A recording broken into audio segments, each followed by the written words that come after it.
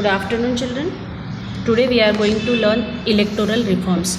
मतलब election process में जो कुछ भी सुधारणाएं हुई उसके बारे में हम इस वीडियो में पढ़ने जा रहे हैं। Elections is a continuous process. हमेशा इलेक्शंस होते रहते हैं, जैसे कभी लोकसभा के तो कभी विधानसभा के, कभी कारपोरेशन के।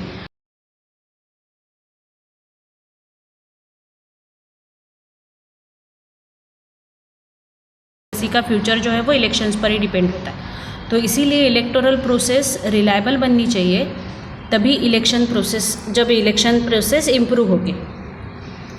इसलिए कुछ रिफॉर्म्स मतलब कुछ सुधारणाएं या कुछ सजेशंस यहाँ पर दिए हैं, वो हमें फॉलो करने चाहिए, गवर्नमेंट को फॉलो करने चाहिए और इलेक्शन कमीशन इसको फॉलो कर सकती है। To increase participation of women in politics, the political parties should give 50% candidature to women candidates and try to ensure that they get elected। तो 50% कैंडिडेचर मतलब 50% पार्टिसिपेंट्स महिलाएं होनी चाहिए पॉलिटिक्स में। इससे क्या होगा कि महिलाओं का पार्टिसिपेशन बढ़ेगा और महिलाओं के जो प्रॉब्लम्स है वो सॉल्व करने में बहुत सा मतलब ये महिलाएं ही आगे आएंगी, तो ही महिलाओं के प्रॉब्लम सॉल्व कर पाएंगे।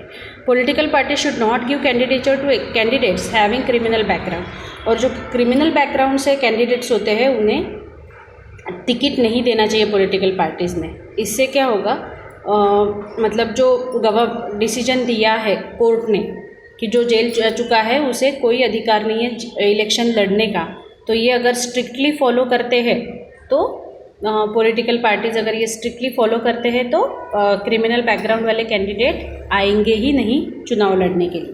The government should take care of election expenses, और जो पैसा खर्च होता है उसके बारे में गवर्नमेंट ने केयर करनी चाहिए।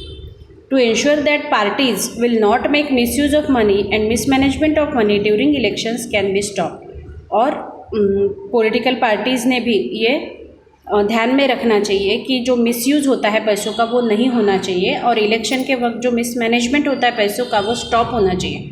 Representation of the people's act should be amended so that candidates have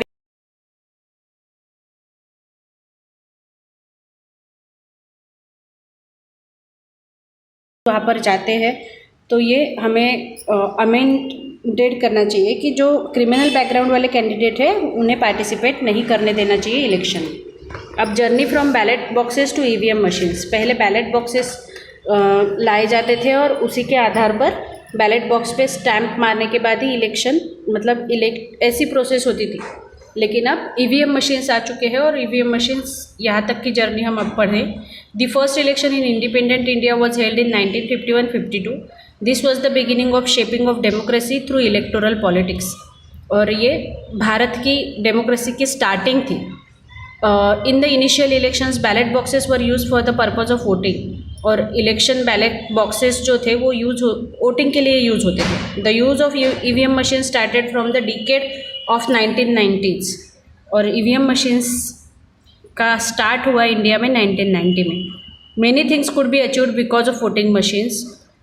if the voters do not want to vote for any candidate they could choose an option of none of the above, that is NOTA. मतलब ऊपर जो दिए हुए candidate है उसमें से कोई भी कैंडिडेट एलिजिबल नहीं है एमएलए या एमपीज बनने के लिए, तो नोटा का यूज़ कर सकते थे। This option can be given only because of the voting machine, और ये ऑप्शन सिर्फ वोटिंग मशीन की वजह से ही दे सकते। It has become easy for disabled people to vote, और जो दिव्यांग लोग हैं वो भी वोट कर सकते हैं। Just to press the button press करना ही था तो दिव्यांग लोग भी वोटिंग कर सकते हैं ईवीएम मशीन की। It reduce the cutting of trees for paper and thereby help the protection of environment. और बैलेट पेपर के यूज़ में पेपर का यूज़ होता था, इसलिए ट्रीज कट करके पेपर बनाना पड़ता है। लेकिन ईवीएम मशीन में अगर हम वोटिंग कर